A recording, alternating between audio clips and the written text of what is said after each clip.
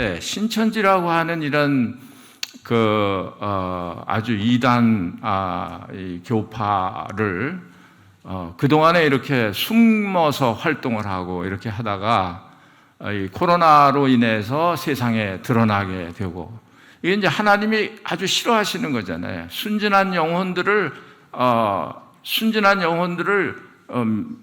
미혹해 가는 거니까 하나님께서 미워하시는 그런 것인데, 그 다음에 이제 최근에 보니까 또 무엇 때문에 이제 2차 지금 전염이 시작이 돼서 또 어려움을 겪고 있는데, 그것은 이제 좋게 말하면 성소수자, 동성연애자들이죠.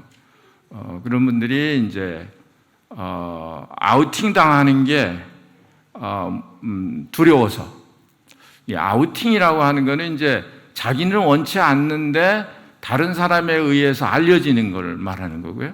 커밍아웃 그러면 자기가 원해서 그냥 자기를 드러내는 거고요. 그런데 어둠에서 그런 일을 해오던 그런 사람들이 그게 두려워서 이제 신고를 안 하고, 그리고 신천지 때와 마찬가지로 그래서 지금 그 방역 당국에서 굉장히 이제 어려움을 느끼고 있는 그런 이제 상황입니다. 근데 이런 것들이 이 시대의 이런 성경에 말하고 있는 이 시대의 흐름과 무관하지 않다 하는 거죠. 하나님과 다 관계가 되어 있다 하는 것이죠.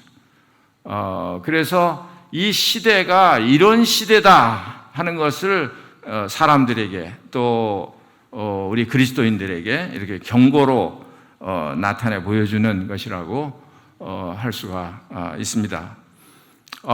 하나님께서 이 세상 역사 가운데 하나님이 큰 그런 심판을 할 때 아주 두드러진 그런 특징이 있는데, 그게 뭐냐 하면 그런 성적인 그런 범죄입니다. 로마서 2장에 보시면 그런 말씀이 기록이 되어 있는데, 로마서 1장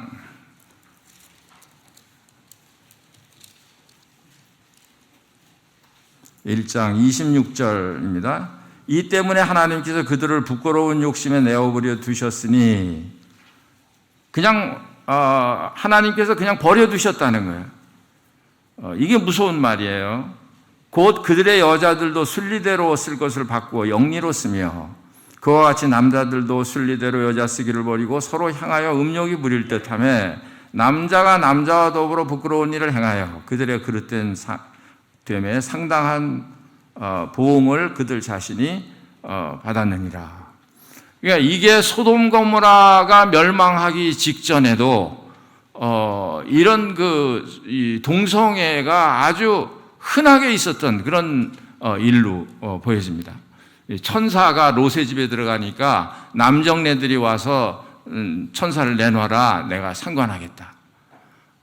이제 이런 것을 보았을 때 그때 당시에 그런 도덕적인 그런 상태가 어떠했는지 그것을 우리가 짐작할 수가 있습니다. 거기에다가 이 롯은 그렇게 할 수 없다. 그래서 자기 딸을 내주는, 이게 있을 법한 일이 아닌데, 그때 롯의 시대의 그 소돔 고모라 성은 그런 일들이 그냥 빈번하게 이루어지고 있는 그런 상황이었기 때문에 하나님께서 이 소돔 고모라를 불로 멸망시켰던 것을 볼 수가 있습니다. 그러니까 우리 지금 주위에 일어나는 일들이 우리들에게 보여주는 게 뭐냐 하면, 이제 정말 마지막이 가까웠다는 거죠. 이제 하나님의 끝까지 참고 기다리다가 이제 하나님의 심판이 매우 가까워왔다, 이런 것을 우리에게 확실히 보여주는 그런 일이 아닐 수 없습니다. 로마의 폼페이가 멸망할 때도 그랬습니다. 아주 도덕적으로 부패한 그런 도시였습니다. 화산이 폭발이 되어가지고 그 도시가 그냥 다 잿더미가 됐는데, 근데 나중에 이제 유적물을 이렇게 보게 되면 그런 어떤 이 부끄러운 그런 성적인 그런 형상들, 이런 형상들을 노골적으로 이렇게 만들어 놓고 있었던 이제 그런 것을 우리가 보게 될 때 참 이와 같은 이 범죄들은 하나님의 심판을 불러오는 그런 범죄들이다 하는 것을 우리가 잘 알 수 있습니다. 이런 것도 지금 문제가 됩니다만은 사실은 그거보다 더 심각하고 중요한 것은 뭐냐면 성도들의 그런 영적 상태입니다. 성도들의 영적 상태. 그래서 마태복음 25장에도 열 처녀의 비유 가운데서도 다 졸며 잤다 그런 말씀이 있습니다. 그러니까 성도들도 이런 세상의 죄악의 그런 물결이 흘러내려가는데 파도치고 있는데 우리 성도들은 살아있는 생명체잖아요. 하나님의 자녀들이잖아요. 그러니까 이런 것을 거슬러 올라가는 그런 힘이 있어야 하는데 그렇지 못하다고 하는 게 이게 심각한 거예요. 그러니까 세상의 조류에 떠밀려서 내려가는 이런 상황. 그러니까 이게 너무 지금은 어두움이 가득 차 있는 이런 세상이라고 볼 수가 있습니다. 그래서 아모스 선지자는 이렇게 외쳤습니다. 8장 11절에 보면 양식이 없어 주림이 아니면 물이 없어 가람이 아니요 여호와의 말씀을 듣지 못한 기갈이라 그랬습니다. 옛날에 우리는 배 채우기도 어려운 그런 시절이 있었는데 지금은 그런 사람은 별로 없는 것 같습니다. 아주 어려운 그런 나라 빼고는요. 먹는데 풍족하고 문제가 없고 이것으로 사람들이 또 만족을 또 누리려고 하고 사실은 저도 살짝 그런데요. 여러분 이게 광고하는 건 아니고요. 배달의 민족이니 요기요니 이런 거 들어보셨습니까? 요즘은 어디 식당 가는 것도 꺼려요. 그래서 가서 먹으려면 괜히 기분이 찝찝해서 밥맛도 없는 것 같고. 그러니까 이제 주문해서 먹어야겠다. 그래서 이제 주문을 해가지고 사실 저에게는 몸에 좋은 게 하나도 아니에요. 일시적으로 그냥 잘 먹었다. 하여튼 맛있게 먹었다. 그래서 제가 이제 맘 놓고 일주일에 한 번은 그냥 맘 놓고 신경 안 쓰고 걱정 안 하고 그냥 먹어요. 짬뽕이니 짜장이니 해가지고 그냥 막 먹어요. 잘 먹으니까 기분 좋죠. 그 기분이 얼마나 가나요? 1시간, 2시간 지나서 배 꺼지면 끝. 그런데 만족함이 없는 거예요. 우리 사람은 만족함이 없는 거예요. 그러니까 양식이 있어도 물이 있어도 생활이 풍족해도 그렇습니다. 풍족하면 풍족할수록 더 그럴지도 모르겠어요. 옛날에는 잘 살펴봐서 보지 않아서 그런지 그런 게 드러나서 나지 않아서 그런지 먹고 살기 바쁘니까 입에 풀칠하기 바쁘니까 그냥 열심히 일을 하니까 무슨 우울증이니 무슨 불면증이니 뭐니 이런 게 있었는지 없었는지도 모르고 산 것 같은데 그런데 요즘은 너무 풍성하니까 더 사람들이 영적으로 더 어렵게 사는 거예요. 옛날 먹을 것이 없을 때보다 지금 훨씬 사람들이 더 어렵게 살고 있습니다. 정신적으로, 영적으로 말이에요. 그래서 여기 보니까 양식이 없어서 줄이는 게 아니라는 거예요. 물이 없어서 기갈을 당하는 게 아니라는 거예요. 여호와의 말씀을 듣지 못한 기갈이라는 거예요.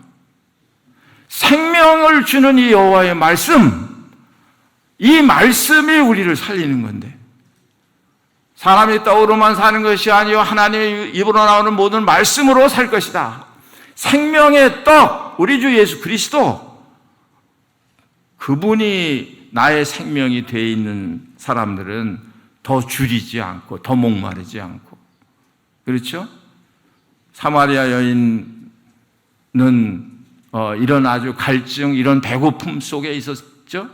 그래서 그는 이것을 찾아 헤맸어요. 그래서 이 만족 저 만족이 있는가 찾아보고 그걸 다 취해봤습니다. 그런데도 그 여인의 그 가람, 그 부족함을 이 세상에 있는 어떤 것이라도 그 작은 여인 하나도 만족하지 못한 거예요. 그때 예수님을 만났습니다. 그래서 이 생수에 대해서, 영원히 목마르지 않은 이 생수에 대해서 말씀하시잖아요. 그래서 내가 주는 물을 먹는 자마다 영원히 목마르지 않는다. 그래서 그 여인이 이제 그걸 발견을 한 거예요. 그리고 나가서 너무 좋아서 나가서 다른 사람들에게 내가 메시아를 만났다, 이렇게 가서 이제 전도하는 그런 모습을 우리가 볼 수 있습니다. 그러니까 이 세상 사람들은 지금 너무 풍요로워서 그런지 무엇으로 나를 만족하게 할까 하고 막 헤매고 다니는 거예요. 찾아다니는 거예요. 여기 아모스 8장 12절에도 여호와의 말씀을 구하려고 돌아다녀도 얻지 못하리니 그날의 아름다운 처녀와 젊은 남자가 다 갈아여 쓰러지리라 그랬습니다. 자기를 만족하게 할 수 있는 것을 찾아다녀도, 그것을 다 해봐도 그래도 만족이 없는 거예요. 그래도 채워지지 않는 거예요. 어떤 면에서는 이런 만족을 향해서 찾아다니는데 죽음도 두려워하지 않는 것 같아요. 이 난리통에 어디 가면 시원한 물을 마실까? 어디 가면 내가 만족할 수 있는 것을 먹을까? 그래서 이태원에 간 거 아니에요? 그러다가 그냥 또 이 지경을 만들고. 그래서 문제는 뭐냐 하면 이 세상은 지금 이렇게 점점 이런 일들이 지금만 있는 건 아니죠. 뭐 옛날에도 다 있었잖아요. 여기 뭐 자기 사랑하고 돈 사랑하고 뭐 자랑하고 교만하고 부모 거역하고 뭐 이런 거 다 있었죠. 그런데 지금 여기서 말하는 것은 뭐냐 하면 시대적으로 지금 이 시대는 이것이 완전히 그냥 이렇게 범람해 있는, 가득 차 있는 그런 상황이라는 거예요.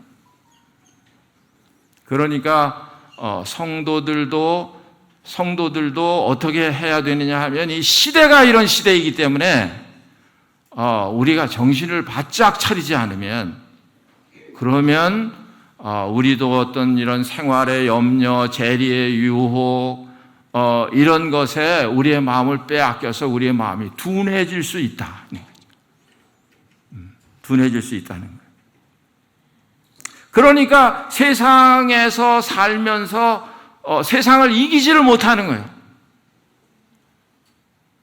풍요로운데도 세상을 이기지를 못해요. 그래서 괴로워하고 그 안에서 너무 불쌍한 거죠, 사실.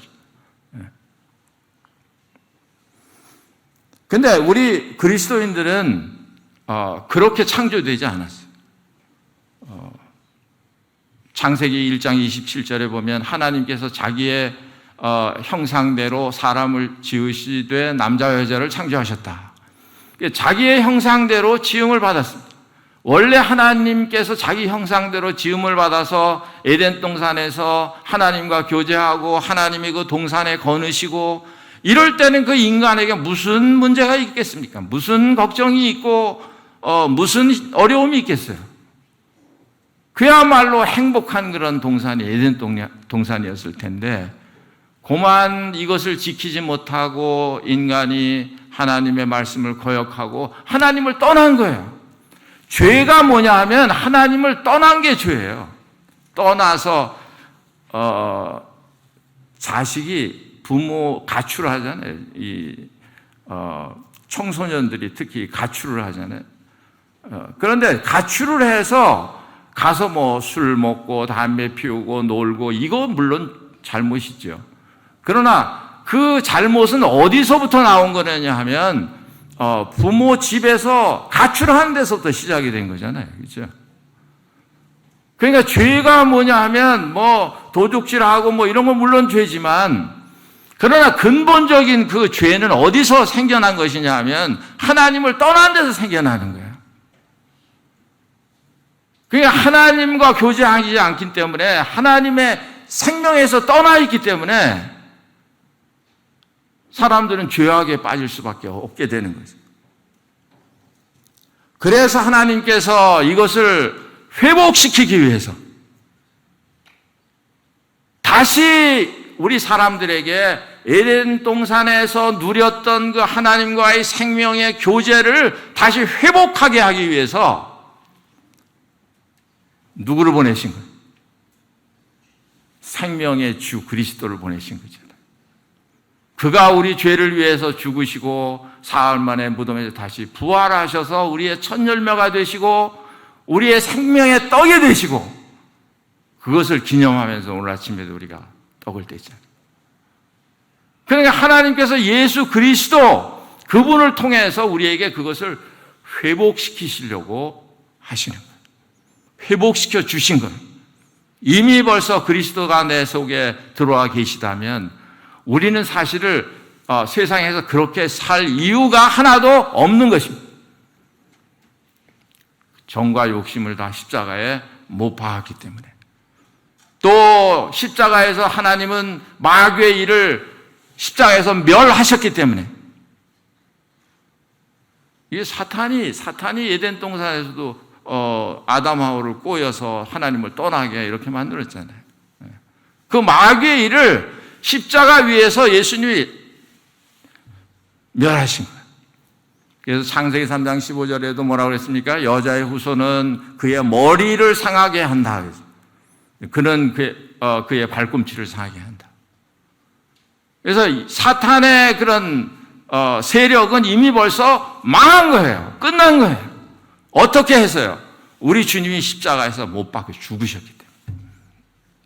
그분이 그 무덤을 여시고 부활하셨기 때문에. 우리의 그 예수님과 같은 그런 생명을 우리에게 주셨기 때문에 우리는 지금 이 세상의 지배를 받고 이 세상에 져서 괴로워하고 이렇게 살 사람들이 아니란 말입니다. 그런데 우리가 부주의하면, 잘못하면 세상의 조류에 밀려서 나도 모르게 온갖 근심 걱정에 다 얽매여 있고 또 이 세상 욕심에 사로잡혀서 살다 보니까 너무 힘들고 괴롭고. 왜냐하면 이 욕심이 안 채워지니까요. 근데 이런 그리스도인들도 지금 이 세상에는 너무 많다.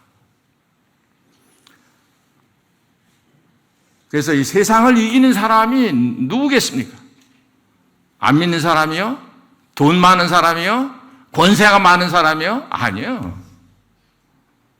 그 사람들도 세상을 못 이기더라고요. 오히려 돈이 많고 권세가 많고 지식이 많은 사람들이 그 고통에 그것을 더 하는 거예요. 더 해. 대통령이 안 됐으면 총 맞을 일이 아닐 텐데, 대통령이 아니었으면 자살해서 죽을 일도 없었을 텐데, 대통령이 아니었으면 그 감옥에 갇히지도 않았을 텐데, 그래도 잘한 건가요? 그것이? 좋은 건가요? 잘 모르겠습니다. 그런데 세상에 있는 어떤 것을 가지고도 이 세상을 이길 수는 없습니다. 이 세상을 이길 수 있는 그런 장사는 없어요. 그래서 요한일서 5장 4절에 보니까 무릇 하나님께로부터 난 자마다 세상을 이기느니라. 하나님의 아들로 하나님의 생명으로 태어난 그런 사람마다 세상을 이긴다. 그러니까 여러분과 제가 세상을 이기는 사람이에요. 그것 때문에 예수님이 오셔서 40일 동안 금식하시면서 시험을 받으신 거 아니에요. 우리가 그 고통에서 벗어나게 하기 위해서. 무릇 하나님께서 난 자마다 세상을 이긴다 그랬습니다. 세상에 이길 수 있는 사람은 생명을 가지고 있는 사람들이에요. 그리스도인들이에요. 세상을 이기는 승리는 이것이니 우리의 믿음이라. 믿음의 대상이 누구예요? 우리 주 예수 그리스도예요. 또 그의 말씀이에요. 믿음은 들음에서 나며 들음은 그리스도의 말씀으로 말미암느니라. 하나님의 말씀이 내 속에 머물 때, 그럴 때 우리는 넉넉하게 세상을 이길 수 있습니다. 느헤미야서 2장 8절에 보니까 여호와를 기뻐하는 것이 너희의 힘이라. 구원받은 사람들이 항상 기뻐하고 쉬지 말고 기도하고 범사에 감사하고, 이것이 우리의 신앙을 가름하는 그런 잣대예요. 아무리 세상이 어려워도 하나님께로부터 난 이런 그리스도 안에 있는 이런 사람들은 이 세상을 이길 수밖에 없는 거예요. 그래서 이 믿음이 이 세상을 이기게 하는 것입니다. 5절을 보니까 예수께서 하나님의 아들이심을 믿는 자가 아니면 세상을 이기는 자가 누구냐 그랬습니다. 그래서 그 그리스도로 말미암아 우리 죄 용서함 받고 영원한 하늘나라를 유업으로 받고 의롭다함을 받고, 그런 사람이 아니면 이 세상을 이길 사람이 누구냐는 거예요. 뭘 가지고 이기겠다는 거예요. 그러니까 여러분과 저는 세상을 이기는 것이 당연한 거예요. 당연한 거예요. 세상에 뭐 다 이렇게 어렵게 살고 뭐 다 그렇게 사는 거지 뭐 이러면서 그냥 고통 속에 사는 게 아니라고 말이에요. 우리가 그렇게 산다고 하면 엄청난 그런 손해를 보는 거예요. 우리가 우리 주 예수 그리스도를 믿음으로 말미암아 의롭게 됐으니까 하나님으로 말미암아 우리가 즐거움을 누리자. 그러니까 그리스도로 말미암아 믿음으로 말미암아 구원받았기 때문에 우리가 하나님으로 더불어 즐거움을 누리고 사는 거, 이거 하나님의 자녀들에게 원하시는 거다 그 말이죠.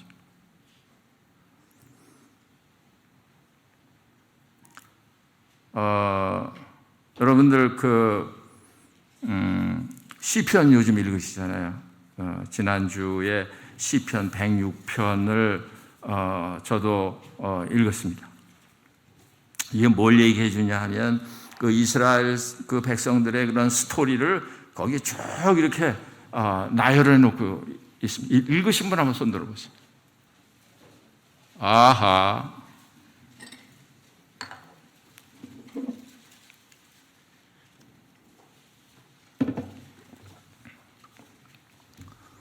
다시 한번 말씀을 드리지만 하나님의 말씀이 여러분 속에 머물지 않으면, 하나님의 말씀이 여러분 속을 주장하지 않으면 그 대신에 세상이 여러분의 마음을 주장하게 돼 있어요.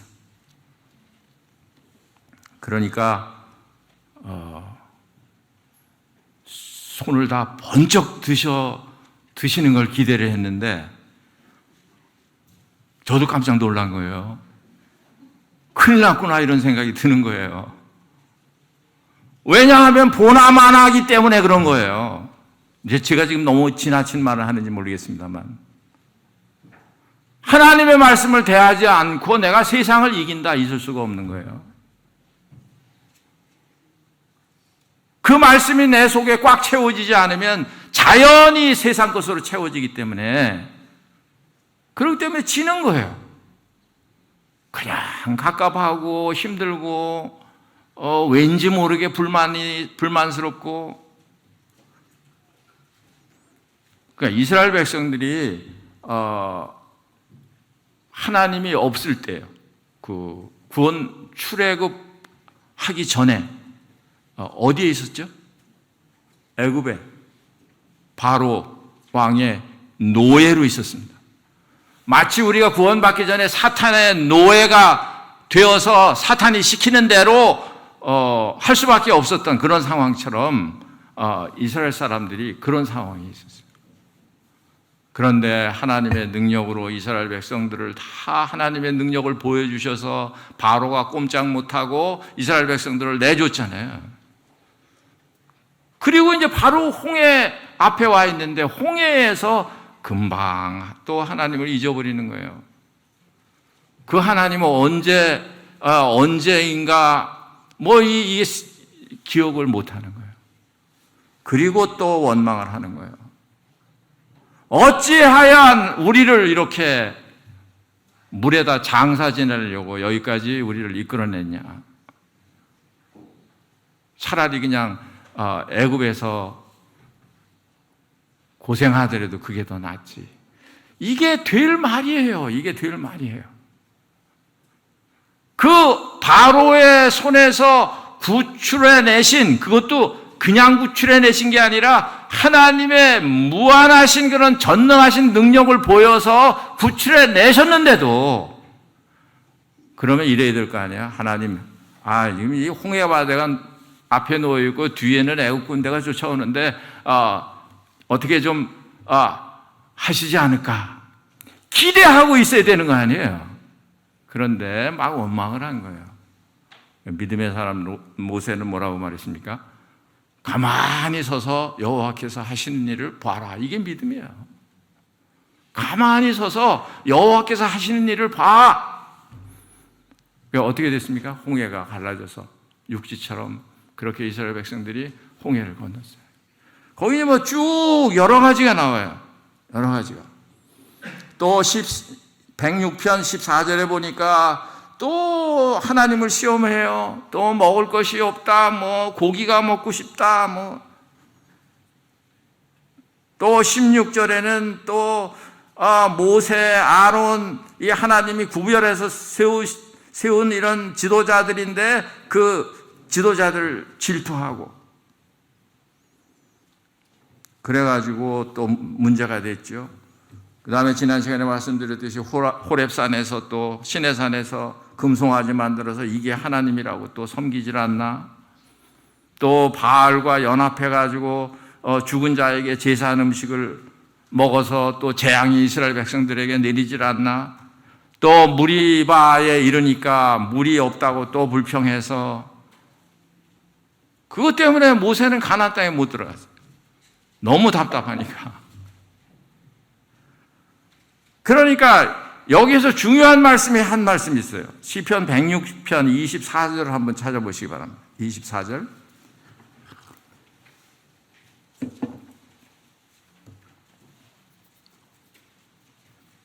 어, 30분만 꼭 해달라고 신신당부를 받아서 제가 끝내야겠습니다. 이제 요 말씀만 읽고 제가 끝내려고 합니다. 106편 24절에 보니까 같이 한번 읽어보겠습니다. 시작. 그들이 그 기쁨의 땅을 멸시하며 그 말씀을 믿지 아니하고. 25절에 그들의 장막에서 원망하며 여호와의 음성을 듣지 아니하였도다. 그 기쁨의 땅을 멸시했다. 이 기쁨의 땅은 어느 땅을 말하는 거죠? 가나안 땅이요? 제가 잘못 봤나요? 제가 볼 때는 이게 광야 같아요. 광야. 그러니까 그랬잖아요. 그 기쁨의 땅을 멸시하며 그 말씀을 믿지 아니하고 그들의 장막에서 원망하며 여호와의 음성을 듣지 않았다. 그랬어요. 그러니까 이 말은 무슨 말이냐 하면 아무리 황량한 그런 황량한 그런 광야라고 할지라도 하나님이 함께 계시면 그건 뭐예요? 기쁨의 땅이 되는 거예요.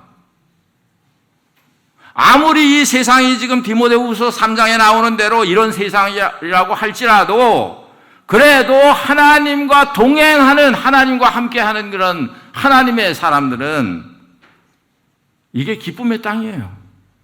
지금 현재가 기쁨의 시대고 기쁨의 땅이에요. 하나님께서 우리에게 이런 복을 주신 거예요. 어떤 환난이 와도 그 환난 중에서 기뻐할 수 있는, 어떤 시험이 와도 그 시험에서 기뻐할 수 있는 그런 복을 우리에게 주신 거예요. 우리가 그것을 그리스도 안에서 하나님의 자녀들인 그런 권세, 하늘나라의 시민권인 그런 권세, 이것을 누리고 살아야 되지 않겠습니까? 뭐 그 나라에 가면 그건 말할 것도 없죠. 그건 뭐 다 아니까. 그렇지만 그 권세를 가지고 이 세상도 우리가 세상을 이기면서 그렇게 사는 거, 그걸 하나님이 기뻐하시는 거예요. 이 말씀들을 생각을 하시면서 이 마지막 때는 정말 어두운 그런 시대입니다.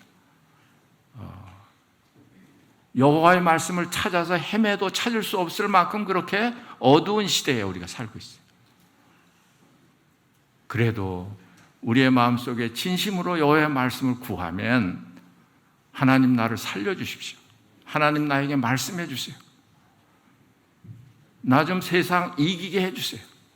이러고 말씀을 찾으면 자비하신 하나님께서 여러분 마음속에 계속해서 하나님의 말씀을 공급하시고 세상을 이기고 승리하는 이런 것을 누리면서 이렇게 사는 것을 우리가 경험하게 되고 그럴 때 그렇게 경험하게 살 수 있도록 기도하시기를 바라겠습니다.